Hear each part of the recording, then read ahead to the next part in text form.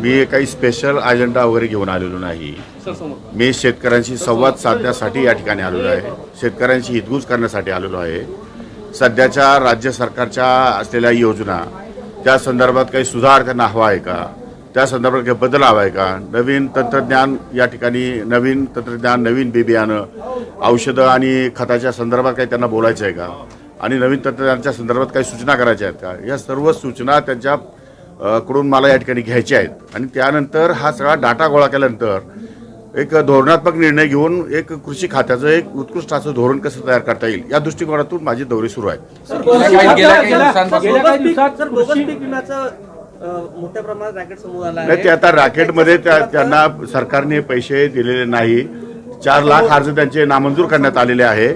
त्यामुळे तो विम्याचा प्रश्न आणि काही अंशी थोडंफार अजून सापडत असेल तर त्यावर कारवाई सुरू आहे. त्यामध्ये आम्ही सर्व तपासूनच या ठिकाणी त्या शेतकऱ्यांना विम्याची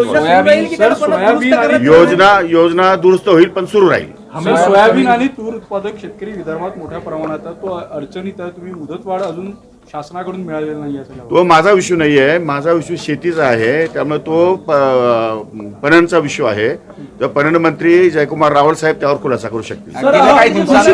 कृषी खातं गेल्या काही दिवसापासून चर्चेत आहे. जे महामंडळ आहे त्या अंतर्गत खरेदी झाली, त्याबाबत अनेक गैर मी अजून माहिती घेतली नाही. माहिती घेऊन तुम्हाला सांगू. भुजबळ साहेबांबरोबर बरीच चर्चा सुरू आहे. काल भाजपाची जवळीक असल्याची प्रचंड चर्चा सुरू आहे. काल बैठकीत होते संघाची. काही नाही, चर्चा तुम्हीच करता. तो कसली चर्चा नाही, काही नाही. तुम्ही चर्चा सगळी उभी करता, तुम्ही चर्चा चालवतात. मीडिया आहे, मीडिया काही करू शकते.